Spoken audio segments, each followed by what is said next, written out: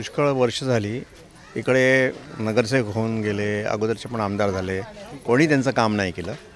आता मला त्यांनी सांगितलं की बाबा हे काम करायचं आहे, ते आता आपण नारळ वाढवलं आहे आणि काम करतोय।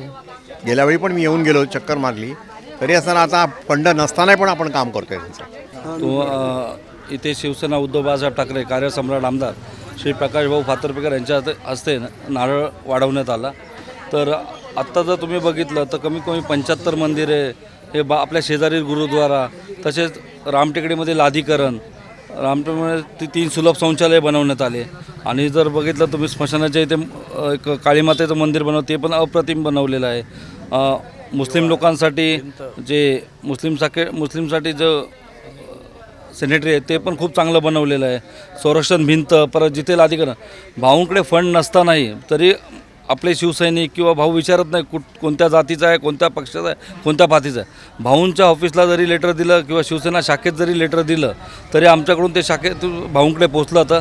आणि भाऊ जसं फंड अवेलेबल होईल, भाऊ राज्यसभेकडून फंड घेऊन येत आहेत, परत आपले सचिन भाऊ आयरच्या फंडातून करतात। भाऊ काही ना काय करून या सरकार आपल्याला उद्धव बाळासाहेब ठाकरे गटाला फंड न देताही आपले कार्यसम्राट आमदार न थांबता कुठलाही फंड अवेलेबल करून जनतेची सेवा करत आहे। त्याबद्दल मी एक स्थानिक शाखा म्हणून राजेश दौंडकर त्यांचं हार्दिक अभिनंदन करतो। भाऊ असेच आभार मानतो आणि भाऊंनी असेच कामाचा तडाखा फंड नसतानाही करतायत, त्यांच्याबद्दल मी त्यांचे खूप खूप आभार व्यक्त करतो। जय महाराष्ट्र।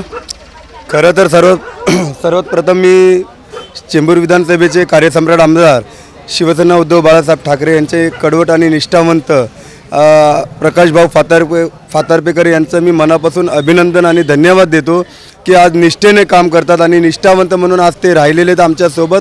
आणि आज गल्लीगल्लीत घराघरापर्यंत नगरानगर आणि सोसायटीमध्ये जाऊन ते काम पाहत आहेत।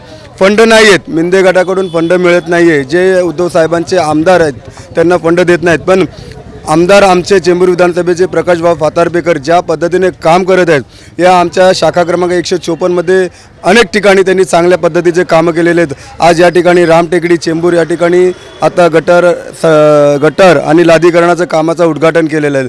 आम्हाला सर्व सोसायटीच्या आणि नगरातल्या लोकांना अभिमान वाटतो प्रकाश भाऊ फातर्पेकर यांचं, कारण फंड नसताना काम करणे म्हणजे तारेवरची कसरत असते। आणि यासाठी आम्ही निष्ठावंत आमदारांचे धन्यवाद बोलतो, कारण भाऊंनी आता मला वाटतं 7 वर्ष झाले भाऊ आमदार आहेत या ठिकाणी, गेले 5 वर्ष आणि आताचे जे टर्म्स आहेत यामध्ये ज्या पद्धतीने त्यांनी कामाचा धडाका लावलेला होता आणि आजही त्यांना फंड नसताना ते त्यांच्या पद्धतीत कसं करतात आम्ही बघतो शिवसैनिक म्हणून त्यांच्याकडं, आणि कसं करतात ते यासाठी मी भाऊंचे तर धन्यवाद देतो, आभार मानतो।